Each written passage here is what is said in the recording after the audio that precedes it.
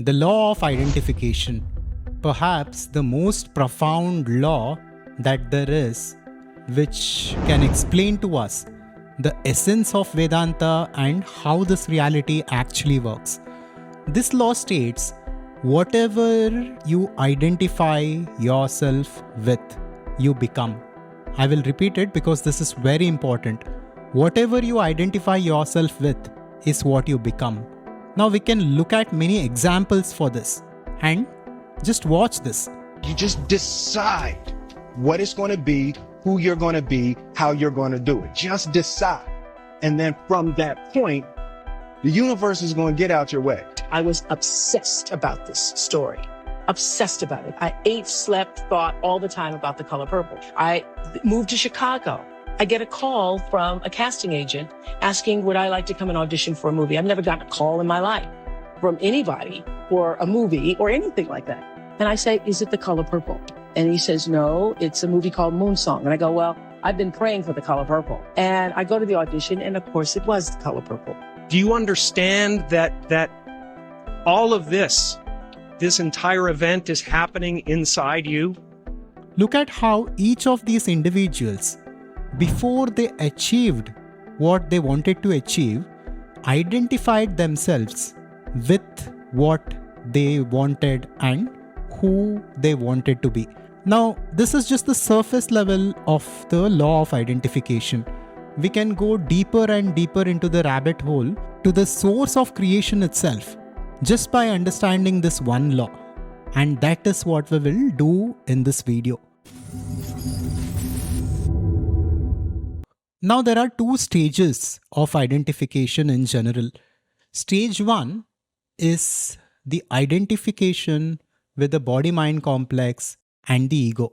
Now, as per Adhvaitha Vedanta, the entire reality is one infinite consciousness. There is one reality which is appearing to be many. The world, the diversity, the duality that we are perceiving all around us is simply an appearance as per Vedanta. It is Maya. The underlying reality of the world is one unified consciousness. If there is one infinite consciousness, and if as per Upanishads, I am that infinite consciousness and you are that infinite consciousness, then why are we experiencing this limited life as limited beings? We can understand this through the law of identification. As I spoke earlier, you become what you identify yourself with. This is the law of identification. Now, according to this law, we have identified ourselves at the causal level, at a very deep level, with our individuality and with our body-mind complex, because of which we are experiencing this reality from the perspective of the body-mind complex, from the perspective of ego. This is stage 1 of the identification, and this stage is also described as Aham Vritti by Ramana Maharshi.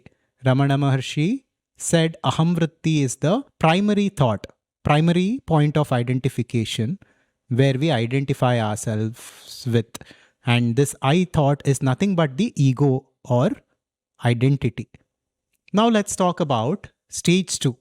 This is where the law and its implications get interesting. The second level of identifications that we have is with idam vrittis or this thoughts. These can be certain thoughts, emotions, belief systems, etc. Now, most of us believe different things based on our upbringing, based on our conditioning, based on the context in which we were born and brought up. We believe different things about this world. And each of these belief systems are identifications. Now, again, as per this law, we become what we identify ourselves with. Now, with regards to this, I had an interesting conversation with Swami Aparajitanandaji last year. And here is a part of that conversation for you to understand this. So what is this theory? When entity A identifies with entity B, the properties of B appear to be the properties of A. This is called as superimposition theory or identification theory. When entity A identifies with entity B, the properties of B appear to be the properties of A. To understand this theory clearly, let us take the example of this film theater. We enter into the theater, and then what happens? Slowly we get totally absorbed in the movie. And then what happens? Suppose I identify with the hero. Now hero's emotions become my emotions. When hero is sad, I am sad. When the hero is crying, I am crying. When hero is happy, I am happy. So now what happens? The movie world becomes a real world for me. The movie character becomes a real character. The movie happenings become the real happenings for me. So now in the movie theater, if I'm crying, what is the cause of my sorrow? The cause of my sorrow is not my problems of my life. No, the cause of my sorrow is the sorrow of that illusory character in the movie, say the hero in the movie. So if I have to put an end to the sorrow in the movie theater, what should I do? I have to do only one thing: disidentify from what I am not, identify with what I am, detach from what I am not, attach to what I am. Vedanta says this is exactly what we have to do in our life also. Basically, what we need to understand is that our identifications creates our reality. We have identified with this body, hence we are experiencing this reality as the body. We have identified with certain belief systems, because of which we are experiencing this reality through the filter of those belief systems. Now, let me put this in another way. We are the infinite consciousness in essence, we are the infinite awareness in essence. But because of our identifications with our thoughts, beliefs, and personality as a whole, we are channeling that infinite consciousness that we are in our essence through the filter of those belief systems and that personality. And the same consciousness then manifests a personal reality for us in terms of health, wealth, relationships, and life circumstances. We understand by now that consciousness is primary, consciousness is fundamental. The world is an appearance in consciousness, it is an appearance to consciousness, and matter is simply something which is an expression and an appearance of consciousness. So, consciousness holds tremendous power over matter. But when that consciousness channels through our belief systems, it manifests a reality accordingly. It manifests a personal reality accordingly. That is why our personality creates our personal reality. Now, just imagine the significance of this understanding. We have been creating our realities unconsciously so far without knowing the power of who we are and the consciousness that is within us. So many of us believe so many things that are not real. Many people across the world believe that it is not possible to be in perfect health after 60 or 70 years of age. And some believe that it is difficult to earn a living and make money because of the economy, because of competition, etc. Now, these are not absolute truths. These are relative truths that we have created for ourselves.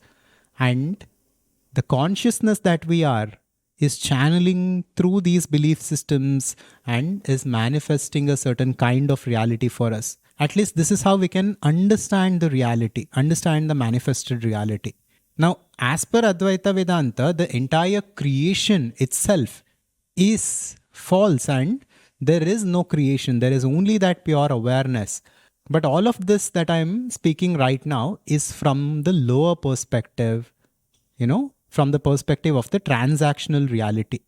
So, from this level, we need to understand the power of the law of identification. And through this, we can consciously create a personality and we can identify with that ideal personality. And once we strongly identify with a personality, even though it is not our current personality, then slowly our identification becomes real and we will become that ideal personality. And through that ideal personality with ideal habits, with ideal belief systems, thoughts, emotions, etc., we will manifest an ideal life. This is the idea behind conscious creation that we explore in ACS. And if you want to know more about ACS and how you can join the Adhvaitha Conscious Society, then check out the first link in the description where you will get access to an important video on conscious creation. Now, to continue with the law, this law simply states that whatever we identify with becomes real. With this understanding, when you look at the world and when you look at the people around you, you will find evidence for this. You will see how everyone has strong identifications, and because of this, they have all created personal realities for themselves. Whatever we believe to be, we become, and the reality will simply mirror our belief systems. This is what we need to understand. And Vedanta focuses on attaining the absolute fulfillment, the absolute abundance, the absolute cessation of suffering. And Vedanta says only through mukti or moksha this is possible.